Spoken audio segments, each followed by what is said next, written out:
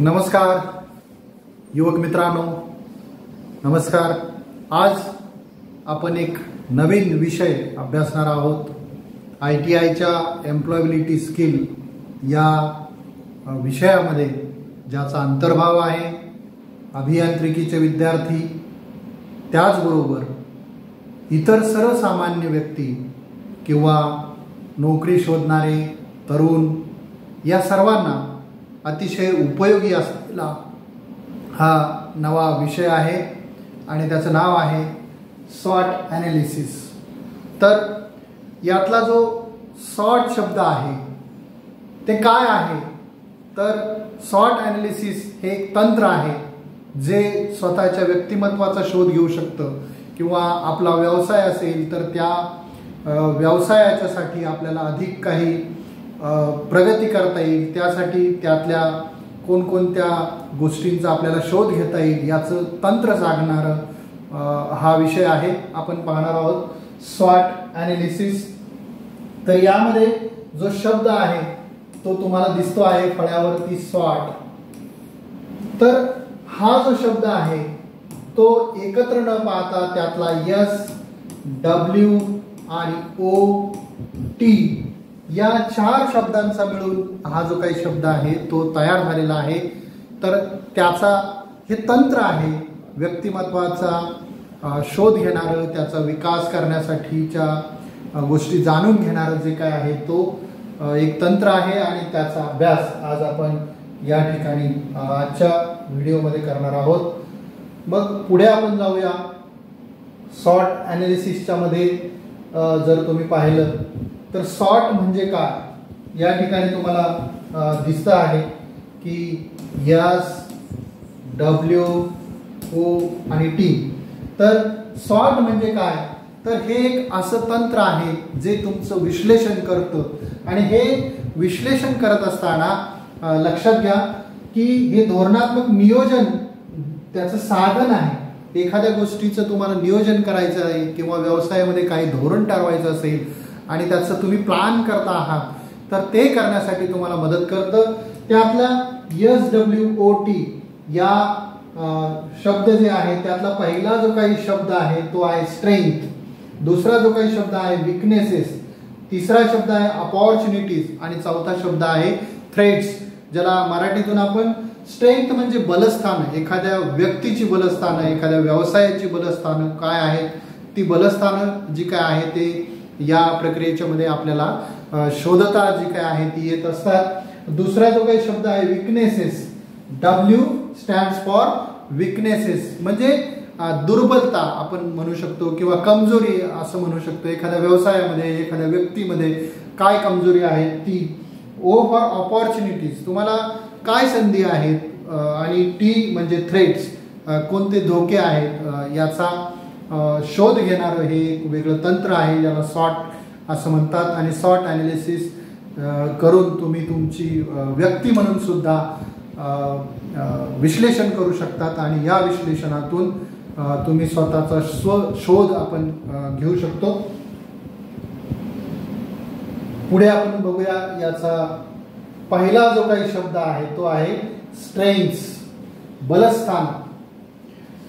तर प्रत्येक व्यक्तीच्या कडे असलेली, आस्थापनेकडे असलेली, व्यवसायात असलेली जी काही बलस्थानं आहेत ती शोधली पाहिजे।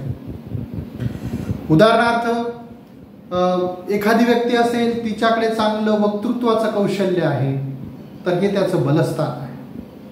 एखादी संस्था असेल, एखादी व्यवसाय असेल, या व्यवसायामध्ये जवळ बाजारपेठ उपलब्ध असेल किंवा कच्चा माल उपलब्ध असेल तर ही त्याची बलस्थान आहे। तर व्यवसायाचं किंवा व्यक्तीचं सामर्थ्य तुम्हाला शोधायचं आहे या मुद्द्यातून, ज्याला आपण स्ट्रेंथ असं आपण म्हणतो। बलस्थानं कोणती आहे, तुमच्याकडे असलेल्या कोणत्या गोष्टी ग्राहक तुमची बलस्थानं म्हणतात। तुमचा व्यवसाय असेल तर अशी कोणती गोष्ट आहे की ती तुमचं बलस्थान आहे। तुमचं अगदी दुधाचा व्यवसाय असेल तर ग्राहक काय मानतात, तर ग्राहक तुमच्याकडे जे शुद्ध दूध मिळतं हे तुमचं बलस्थान मानतात। दुसरीकडे ₹5 स्वस्त दूध मिळतंय तरीही ग्राहक तुमच्याकडे येत असतील तर ते तुमचं बलस्थान आहे. तुमच्या कंपनीजवळ कोणती संसाधनं स्वस्तात उपलब्ध आहे, तुमच्या व्यवसायामध्ये कंपनीमध्ये अशी कोणती संसाधन आहे की ती जवळ उपलब्ध आहे, स्वस्तात उपलब्ध आहे, हे तुमचं बलस्थान आहे. दुसरं, इतरांपेक्षा तुमच्याकडे उत्तम काम करण्याच्या कोणत्या क्षमता आहे. व्यक्ती असो किंवा मी पुन्हा सांगतो की सॉर्ट ॲनालिसिस हे व्यक्तीचंही करता येतं आणि व्यवसायाचं सुद्धा करता येतं. म्हणून तुम्ही व्यक्तीचं पण करू शकता आणि व्यवसायाचं पण करू शकता. आणखी सकारात्मक घटक कोणकोणते आहेत, तुमच्या व्यवसायाशी संबंधित कोणते घटक तुमचे सकारात्मक आहेत. समजा मी व्यवसायाचं उदाहरण जर तुम्हाला सांगितलं तर व्यवसायामध्ये तुमच्या जवळपास बाजारपेठ सहज उपलब्ध आहे का, तुमच्या व्यवसायासाठी लागणारा कच्चा माल तुमच्याकडे सहज उपलब्ध आहे का, कच्च्या मालाचं पक्क्या मालात रूपांतर करणारे कुशल कामगार तुमच्याकडे जवळ उपलब्ध आहेत का, ट्रान्सपोर्टच्या सुविधा आहेत का, याचं जेव्हा तुम्ही आणि जर त्या असतील तर ही सर्व तुमची बलस्थान आहे. ही व्यवसायाच्या बाबतीत झाली. व्यक्तीच्या बाबतीत जर आपण म्हणालो तर तुमच्याकडे चांगलं शिक्षण उपलब्ध आहे का, तुम्हाला उत्तम वक्तृत्व येतं का, तुम्हाला हजरजबाबीपणा आहे का, तुमच्याकडे इंटरव्ह्यूला फेस करण्याचं कौशल्य आहे का, तुमच्याकडे काम करण्यासाठी आवश्यक असलेलं स्किल आहे का. तर या सर्व गोष्टी या तुमच्या बलस्थानामध्ये येतात, स्ट्रेंथच्या मध्ये येतात. तर हा पहिला यस, यसचा अर्थ यस स्टँड्स फॉर स्ट्रेंथ. मग आपण पुढे जाऊया. पुढचा जो काय मुद्दा आहे तो आहे डब्ल्यू. सॉर्ट मधला पहिला यस आपण पाहिला, दुसरा आहे डब्ल्यू. डब्ल्यूच्या मध्ये जर तुम्ही पाहिलं तर त्याला आपण कमजोरी किंवा काय म्हणतो, दुर्बलता. व्यक्ती असेल तर त्यातले काय दुर्बलता असू शकते. तर कोणत्या गोष्टी टाळायला हव्यात. तुम्ही व्यवसाय करत असाल तर व्यवसायामध्ये स्पर्धक काय करता आहेत, मग त्यांच्याकडे असलेली जी बलस्थान आहेत, मग आपल्याकडे कुठला कमजोरपणा आहे ती आपल्याला शोधता आली पाहिजे. दुसरं, कोणत्या गोष्टींना ग्राहक दुर्बलता समजतात. तुमच्या व्यवसायामध्ये काय आहे की ज्यामध्ये तुमचे कस्टमर्स तुम्हाला दुर्बल समजतील, की काय तुम्ही छान वस्तू किंवा जी सेवा देता पण तुम्ही वेळेवर देऊ शकत नाही, हा तुमचा दुर्बलतेचा भाग येऊ शकतो किंवा कमजोरीचा भाग येऊ शकतो. कोणत्या गोष्टीमुळे विक्री घटते. व्यवसाय तुम्ही करत असाल तर सर्व काही चांगलं आहे पण काउंटरवर सेल पटापट होत नाही, काय कारण आहेत, ही तुमची दुर्बलता आहे. कोणत्या गोष्टी सुधारणा करायला हवी, अशा सर्व गोष्टी शोधा की ज्यामध्ये सुधारणा करण्याची आवश्यकता आहे. हेच पुन्हा मी जसं व्यक्तीच्या बाबतीत स्ट्रेंथ सांगितलं तसं व्यक्तीच्या बाबतीतही जे काही विकनेसेस ते असू शकतात. तुम्ही आळशी आहात का, किंवा तुम्हाला तुमचं मत मांडता येत नाही का, इंटरव्ह्यूला तुमच्यामध्ये कॉन्फिडन्स नसतो का, किंवा हे सर्व असेल तर कामासाठी आवश्यक स्किल तुमच्याकडे नाही का. तर ह्या सर्व ज्या काही गोष्टी आहेत त्या तुमच्या कमजोरीमध्ये जातात आणि त्यातला हा मुद्दा आपण पाहिला. म्हणजे स्वॉट म्हटला, यस आपण पाहिला, डब्ल्यू आपण पाहिला. त्यानंतर पुढे आपण जात आहोत. त्यातला मुद्दा आहे ओ फॉर अपॉर्च्युनिटीज.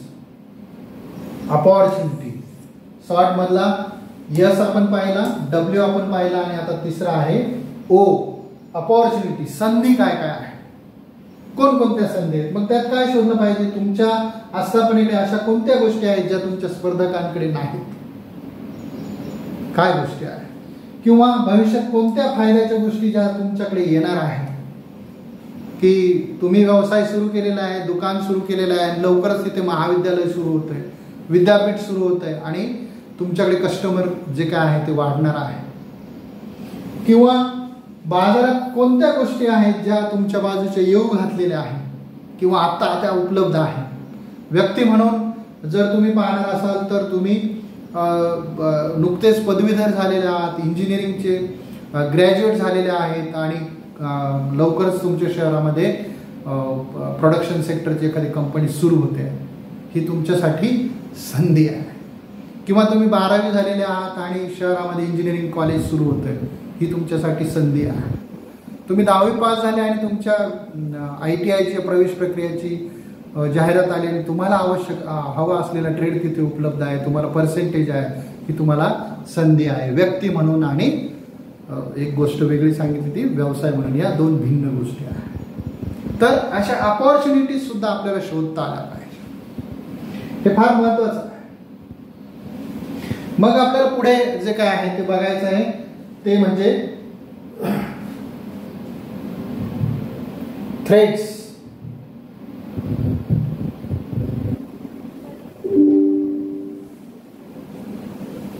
आपण ते बघूया. तांत्रिक संगणकाला टच झाल्यामुळे तो तुम्हाला दिसतो आहे.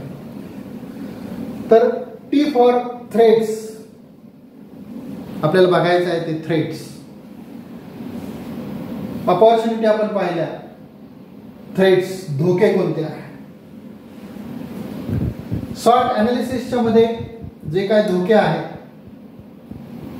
ते आपल्याला शोधायचे पाहिजे. एखाद्या संस्थेच्या किंवा व्यक्तीच्या ध्येय साध्य करण्याच्या क्षमतेवर जे नकारात्मक प्रभाव पाडतात, त्या सर्व गोष्टी ज्या काय आहेत त्या थ्रेड्स मध्ये येतात. सर्व गोष्टी ज्या काय आहेत त्या थ्रेड्सच्या मध्ये येतात. आर्थिक मंदी, बाजारातली स्पर्धा, वाढते भाव, हे व्यवसायाच्या मध्ये काय होऊ शकतात? थ्रेड्स येऊ शकतात. तुमच्याकडे कालबाह्य तंत्रज्ञान आहे का? तुम्ही जो व्यवसाय करता आहात, जो उद्योग तुम्ही करता आहात, त्यातलं तंत्रज्ञान कालबाह्य झालेलं आहे का? ते तुम्हाला तपासलं पाहिजे. त्यानंतर तुमच्या स्पर्धकाने जोरदार आघाडी घेतल्याने तुम्ही अडचणीत येणार आहात का? भविष्यामध्ये तुमचा स्पर्धक अधिक गुंतवणूक करून त्यामध्ये तुम्हाला स्पर्धा करील का? किंवा व्यवसायात आणखी कोणते धोके आहेत ते आपण ओळखले पाहिजे. जसं व्यवसायाच्या पातळीवर मी तुम्हाला सांगितलं, तसंच हे व्यक्तीच्या पातळीवर सुद्धा होऊ शकतं की माझ्याकडे असलेलं स्किल जे काय आहे ते आता जुनं झालेलं आहे आणि कंपनीमध्ये जे काय आहे ते नवं तंत्रज्ञान आलेलं आहे, तर मला जॉब जाऊ शकतो का? आणखी काय धोके निर्माण होऊ शकतात का? किंवा मी ज्या शहरामध्ये राहतो आहे तिकडून दुसरीकडे कंपनी ट्रान्सफर होऊ शकते का? तर अशा ज्या काही गोष्टी आहेत या व्यक्तीच्या बाबतीत सुद्धा होत असतात आणि एखाद्या व्यवसायाच्या बाबतीमध्ये सुद्धा जे काय आहे ते होत असतं. मग हे सगळे याचे फायदे काय आहेत? हे सॉर्ट अनालिसिस जे काय याचे काय फायदे आहेत? तर कोणताही उद्देश, समस्या, कमजोरी, बलस्थाने यांचे विश्लेषण केल्यानंतर योग्य निर्णय घेता येतो. लक्षात घ्या की यामध्ये कोणताही उद्देश, समस्या, कमजोरी, बलस्थान यांचं काय करता येतं? अनालिसिस करता येतं. आणि हे अनालिसिस आपण जेव्हा करतो त्यावेळेला आपल्याला योग्य निर्णय घेता येतो. त्याचबरोबर सॉर्ट अनालिसिस करून आपल्या व्यक्तिमत्वाची तपासणी करू शकतो. मी पहिल्यापासून तुम्हाला या व्हिडिओमध्ये सांगत आलेलं, जसं व्यवसायाचं सॉर्ट अनालिसिस करता येतं, तसंच अनालिसिस तुम्हाला तुमच्या व्यक्तिमत्वाचं सुद्धा करता येतं आणि योग्य निर्णय घेता येतो. जीवनामध्ये सॉर्ट अनालिसिस केलं पाहिजे. प्रत्येक माणसाने सॉर्ट अनालिसिस करून आपल्याला योग्य डिसिजन जो काय आहे, योग्य निर्णय जो काय आहे, तो निर्णय आपल्याला घेता येत असतो. हे पण आपण समजून घेतलं पाहिजे. तर आजच्या या व्हिडिओमध्ये आपण सॉर्ट अनालिसिस जे काय आहे ते कसं केलं जातं, व्यवसायामध्ये कसं केलं जातं, व्यक्तीच्या मध्ये कसं केलं जातं, याचा जो काय अभ्यास आहे तो अभ्यास आपण या ठिकाणी आज केलेला आहे. असेच नवनवीन व्हिडिओ मी तुमच्यासाठी तयार करत असतो. ते व्हिडिओ नक्कीच तुम्ही शेअर करा. हे सर्वांसाठी उपलब्ध आहे. हे जे काही चॅनल आहे ते सबस्क्राईब करा. हे ॲक्च्युली मी माझ्यासमोर विद्यार्थी बसलेले असतात आणि त्यांना जे लेक्चर देतो ते तसं रेकॉर्ड केलं जातं. यामध्ये कुठलंही एडिटिंग जे काय आहे ते केलं जात नाही. आणि हे जे विद्यार्थ्यांना मी ज्ञान देतो ते ज्ञान हे सर्वांना मिळावं, हे एक प्रकारे आपण समाजासाठी शिक्षक म्हणून काम करावं, एका वर्गापुरतं मर्यादित न राहता.